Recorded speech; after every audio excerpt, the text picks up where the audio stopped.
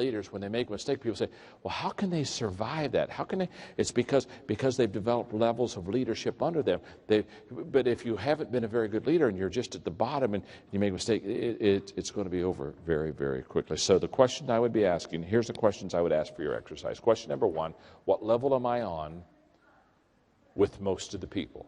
In other words, find out your average level for if you've got 10 people, if you took all of them and kind of said, this is the average, what level would you be on? The second question will be, who was on each level with me? Put their names beside each level so that you have an idea. You know, these 3 people are on level 1, these 2 people are on level 2. Get their names. Then the third question you ask yourself is, what do I have to do to increase my influence and leadership with them one level? How do I get them from level 1 to level 2? Well, it's very simple. To get them from level 1 to level 2, you've got to develop relationships with them. To get them from level number 2 to level number 3 is you've got to put some wins under their belt. You've got to get success with them, because as they see you become successful, they feel the success and they'll put you on level 3. To get from level number 3 to level number 4, you've got to spend mentoring time with them and personally develop them and equip them and train them to be successful. So let me close with one more thing, and that is, there's a 5-step process on level number 4, the people development level. There's a 5-step process of how to train and equip people. Let me give it to you. It's very simple. Step number 1, the first thing I do to equip people is what I call the I do it stage. Very simply, if I'm going to equip you to do something, I have to be able to do it myself. Again, we teach what we know, we reproduce what we are. Too many leaders are like travel agents. They're sending people where they've never gone themselves.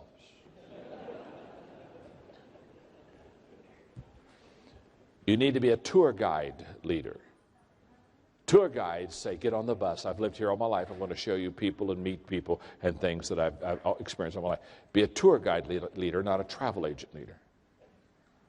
So level number 1 in equipping people is I do it. Level number 2 is I do it and you are with me. The greatest way to train people is by modeling. The greatest motivational principle in the world is people do what people see. Stanford research says 89% of what you and I know today, we know because we saw someone else do it. We saw it visually first. 89% is visual learning, 10% is audio learning, and 1% is through the other senses. So, I do it is stage 1 of equipping. I do it and you're with me as stage 2. You're watching me. I'm modeling for you. I'm the example. I'm showing you how to do whatever this is I'm training you to do. Step number 3 is you do it and I'm with you. Step number 3 is you do it and I'm with you. Now I'm watching you. You've watched me for a while. You've learned from me. You've asked a lot of questions. Now I'm checking you out to make sure that you do it well. Step number 4 in equipping people is you do it. You do it. In fact, simply here's how this works. You do it. Now, most people think at level 4 that they've equipped somebody. They've gone from I do it, you're with me, you do it, and I'm with you, to you do it. Can I tell you something? You've never equipped somebody until they go to stage 5. Stage 5 is you do it, and someone is with you. That's when you begin to multiply yourself. When you can get to stage 5, level 5, in training and developing and equipping people. I do it, you're with me, you do it, I'm with you, you do it, and someone else is with you. Now you've started to multiply yourself, now you've started to equip yourself. Does this make sense? Okay, all right, look at your neighbor and tell them, I am really learning a lot. Tell them that right now. I am really learning a lot. Look right back at the person who says, I'm really learning a lot, and say, thank God, that's why I brought you. That's why I brought you. Okay. It's 20 minutes after 3. We're going to take a 25-minute break. If you'll come back at 3:45, okay? I'll teach for 1 more hour. I'll teach to about 4:40, 4:45, okay? Now, here's what we're going to do. I'm going to, yes, David? Okay, I'm going to go out and sign books. They want me to go out by the book table. I'll go out. If you've got the books, I'll sign the books by the book table. I'll meet you right out there. But let's do it. We got 25 minutes. Go get refreshments. Do whatever you got to do. Listen, at 1:45, please be back in here. Roger, kind of bring them in here. About 20 till, kind of start pulling them in. At 1:45, so I can teach for one more hour. Okay, are you having a good time? Are you having a good time? Okay, let's go take a break. All right.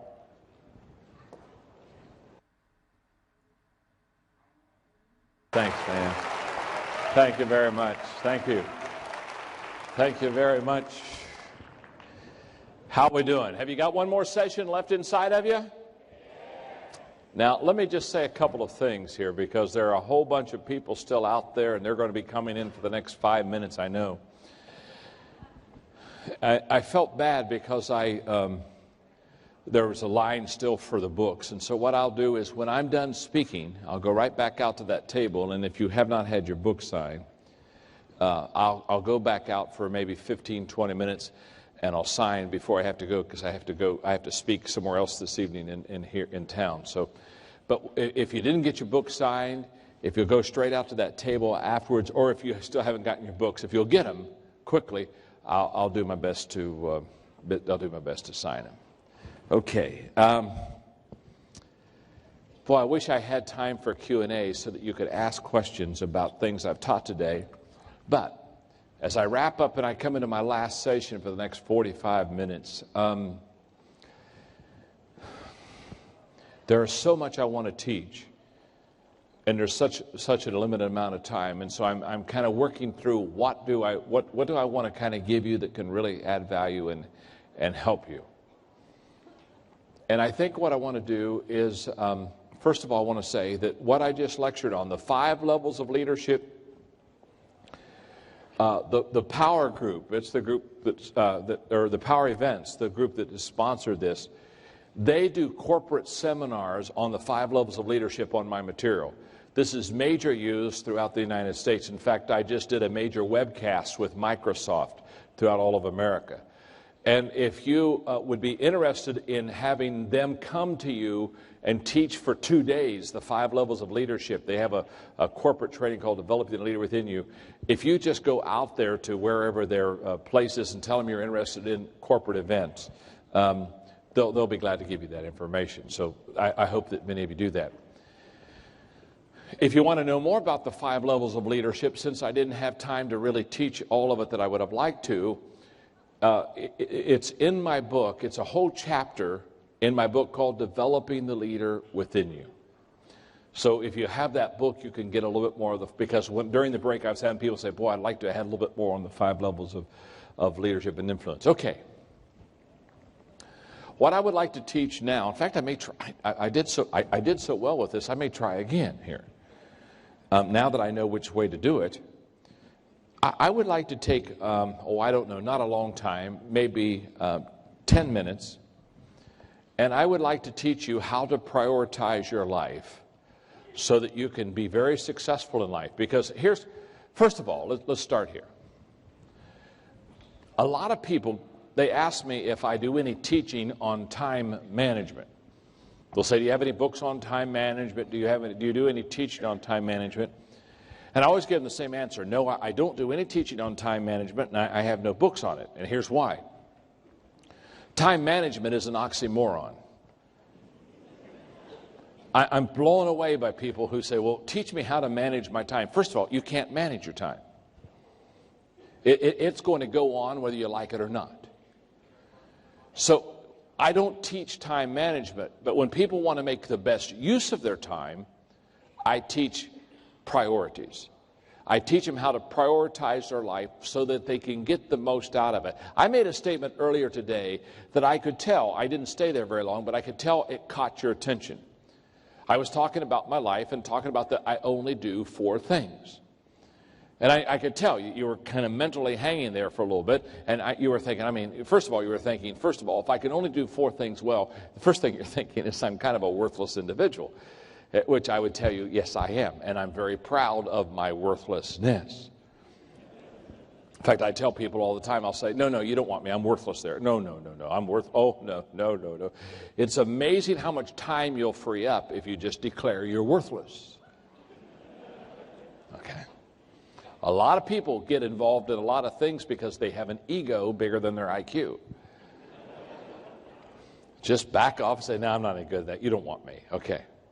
But I told you that I only did 4 things. And when I was talking about only doing 4 things, I can tell you, okay, 4 things. He only does 4 things. In fact, it was interesting. The other day, my wife Margaret and I were having a conversation about the 4 things that I do.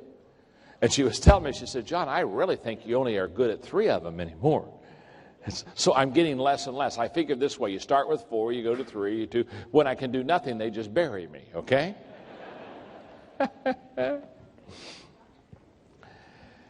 Many years ago, I'm talking about 1972,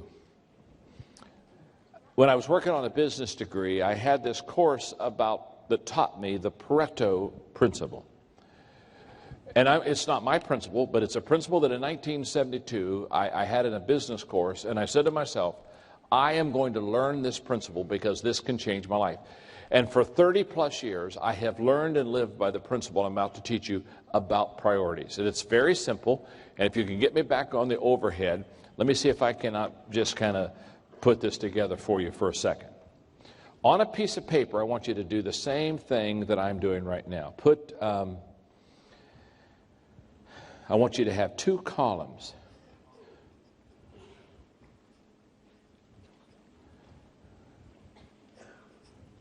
And those 2 columns should have headed up priorities and production. Let's start right there.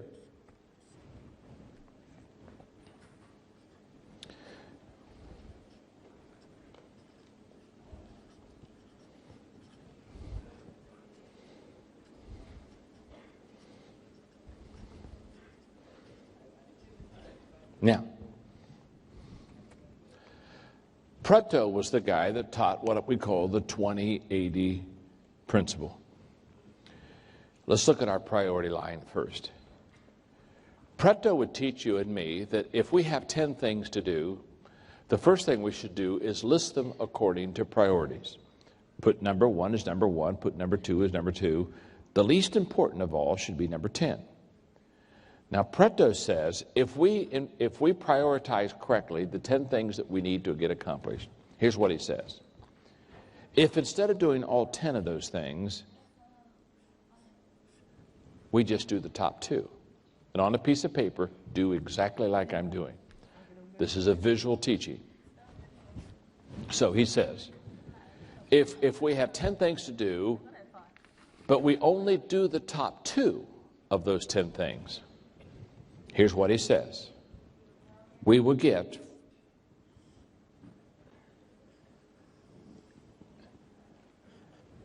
an 80% return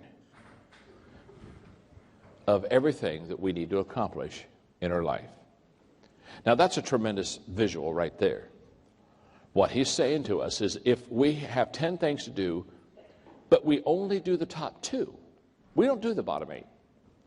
We just do number 1 and number 2. That we will receive an 80% return of everything that we need in our life. Now he goes on to say, let's say we ignore the top 2, and instead of doing the top 2, we do the bottom 8. We do numbers 3 through 10. Here's what Pareto says. If we do the bottom 8, we will only get a 20% return of everything that we want to accomplish in our life. Now, when you just look at the visual that you have on your paper, it's pretty amazing. Here's a person who does 2 things, and they get an 80% return. They get a return 4 times what they've done. Here's a person who does 8 things, and they just get a 1/4 of the return. Now, it's from this visual and from this teaching of Pareto that we say in the States, we have an expression, that is, it's not how hard you work, it's how smart you work. Basically, this is a principle that teaches us choose or lose. You either choose your priorities. If you don't, you'll lose your effectiveness. Pareto basically said, it's not doing everything, it's doing the main thing that's going to be the difference in your life. Now, I first learned this principle in 1972. I've taught it thousands of times. I've lived it in my life. And basically, the day I did it, I said, okay, John, you're going to very quickly, or as quickly as you possibly can, you're going to find out what you do well, and you're going to stay into your strength zone, and you're not going to do things you don't do well. So from 1972 to about 1982, it took me about 10 years to figure out what I did well. I only do 4 things well. So I only do 4 things. You see, the question is not, will your calendar be full? I'm going to assume all of our calendars are full. We're all busy. Is that true? How many of you are busy? Okay. The question is not, will our calendar be full? The question is, who will fill our calendar? Because the person that fills the calendar is the one who determines the priorities. And so because I understand that, and because I've learned that principle, I only do 4 things. And you say, well, how do I prioritize my life so that I only do 4 things? There are 3 words that I want you to write down. The first word is requirement. Very simply, you've got to ask yourself, what's required of me? In other words, when I prioritize my life, I have to do what I have to do. In other words, there are certain things that are required of me. That's not a choice. It's not an option. I have to do them. If I don't do them, I'm going to get fired. So when you get your priorities together, the first question you ask yourself is, what's required of me? Now, I do that continually. In fact, when I am applying for some kind of new job or new contract or whatever it is, one of the things I do is I sit down and I ask them this very simple question. What do I have to do that no one else can do except me? That's a huge question. In other words, what do I have to do that I have to do? No one else can do it. I can't train somebody to do it. I can't equip somebody to do it. I can't develop somebody to do it. I can't empower somebody to do it. I can't delegate somebody to do it. In other words, I have to do this, because whatever it is that you have to do that you cannot give to someone else, train somebody else, develop someone else to do, whatever that is, you're going to have to do it. So the first thing in settling your priorities is what's required of me. That's the word requirement. The second word is return. What gives me the greatest return? Simply stated, when I do something that I do very well, it brings a huge return back to me. It brings a huge return back to my organization. Now that gets me to the 4 things that I do. Because after 10 years, from 72 to 82, after asking myself, asking people, searching, looking at what I was doing, I came to the conclusion within 10 years that there are 4 things that I should spend my life doing, and I should not spend my life doing anything else but these 4 things. Now, I'm going to give you the 4 things, but they only help you in light of helping you know how to do this. They don't help you in light of the fact these are not going to be your 4 things. In fact, for you, it may be 3 things. It could be 5 things. I don't know. But these 4 things I have looked at, and these are the ones that really that I'm good at. So my 4 are: I lead, I create, I communicate, and I network. Those are the 4 things I do.